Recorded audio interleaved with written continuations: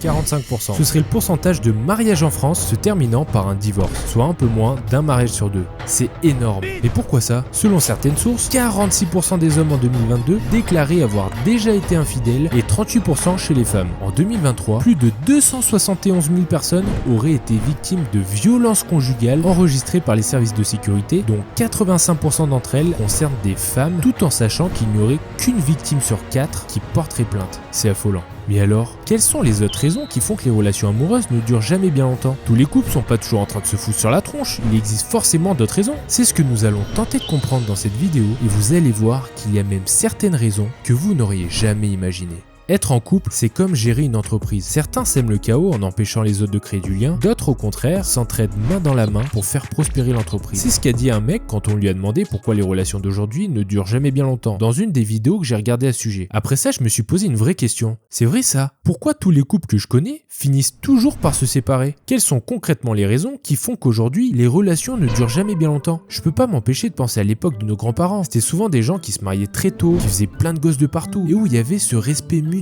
cette envie de construire quelque chose d'unique à deux. Aujourd'hui, tout le monde déteste le mariage, plus personne ne veut faire d'enfants, et aller tirer des coups de gauche à droite avec son trombone un peu partout est le quotidien d'un bon nombre d'entre nous. La jeune génération n'a plus de modèle sur qui s'accrocher, créant des individus perdus qui se posent beaucoup trop de questions qui n'en valent pas la peine. Et ça, est-ce que c'est vraiment un problème en soi? Est-ce que l'époque de nos grands-parents était-elle plus authentique ou même meilleure pour développer des relations amoureuses qu'aujourd'hui, comme on a souvent l'habitude d'entendre? Avant, c'était inconcevable pour les gens de divorcer. Pourquoi? Parce que c'était synonyme d'échec. Et divorcer, c'était pas le luxe que tout le monde pouvait se permettre, si on peut dire. Hein. Les femmes à cette époque, elles faisaient la popote et s'occupaient des gosses. Hein. C'était l'homme qui ramenait l'argent. Comment voulez-vous qu'une femme de l'époque divorce alors qu'elle n'avait pas les moyens de subvenir à ses propres besoins? Avec l'évolution, mais aussi l'émancipation des femmes au fil des années, il est maintenant possible de choisir comment vivre. Avec ou sans enfants, avec ou sans mari, rester ou divorcer.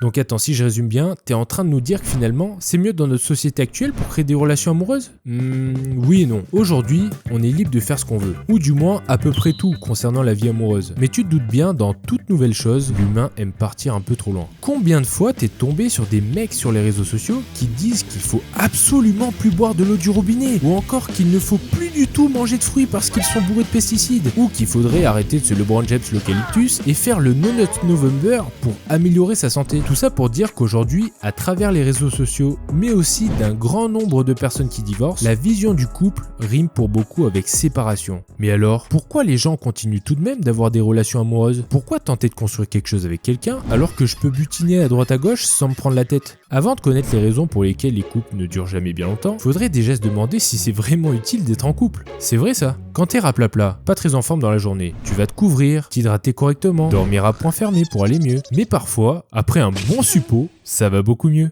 Le couple, c'est comme un suppôt. Seul, tu vas plus vite. En couple, tu vas plus loin. C'est le cas de le dire. Oh, et puis c'est vrai, c'est nul d'être en couple. Ça t'apprend juste à aimer d'autres activités que ton univers habituel, à accepter de vivre avec une personne totalement différente de toi qui te fera grandir, t'épaulera dans chaque moment de la vie et qui t'apportera de l'amour et du réconfort. C'est vrai que c'est pas fou, hein. Et tiens, mis à part ça, entre nous, on m'a dit qu'en se mariant, on pouvait bénéficier d'une réduction d'impôt. Je dis ça, je dis rien, hein. Mais alors, si c'est aussi bien que ça d'être en couple, pourquoi la plupart des gens que je connais finissent toujours par divorcer? Notre éducation n'est clairement pas faite pour des relations amoureuses durables. Ouais, dit comme ça peut faire un choc, je le conçois. Je m'explique. On vit aujourd'hui dans une société où l'échec n'est pas accepté. Faut être bon partout et ça, peu importe l'environnement dans lequel nous sommes. Ramener des bonnes notes à l'école, être le meilleur de son équipe de foot, faire bonne figure devant ses beaux-parents. Tout est fait pour que l'échec ne soit pas toléré alors qu'il fait partie de la réussite. C'est en faisant des erreurs qu'on s'améliore. Créer une relation amoureuse, c'est aussi en quelque sorte accepter l'échec. Échouer pour mieux recommencer jusqu'à réussir à la fin. Au départ, une relation,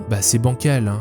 L'un essaie de comprendre l'autre et les premières disputes arrivent. Et très souvent de nos jours, les gens stoppent instantanément à cette étape-là en pensant qu'avoir des disputes était synonyme d'échec, plutôt que de le voir comme un problème à résoudre. Sauf qu'une relation, c'est pas une appli de rencontre où tu swipes de gauche à droite. Construire une relation durable, ça met un temps fou et même des années à solidifier. L'humain a toujours été attiré par ce qu'il n'a pas, en oubliant tout ce qu'il a déjà. Mais je pense que la clé de toute relation durable, c'est la communication. Et je sais de quoi je parle. Ne pas s'engager nulle part, que ce soit en relation amoureuse ou amicale, c'est aussi se priver de plein de bons moments passés avec une personne. Beaucoup abandonnent dès les premières tempêtes, mais quand tu tires la chasse d'eau après un bon caca, t'auras toujours envie de faire caca et de retirer encore la chasse d'eau, on est d'accord? Les disputes dans un couple, c'est pareil, il y aura toujours de la merde. Suffit juste de trouver où se trouvent les toilettes pour s'en débarrasser.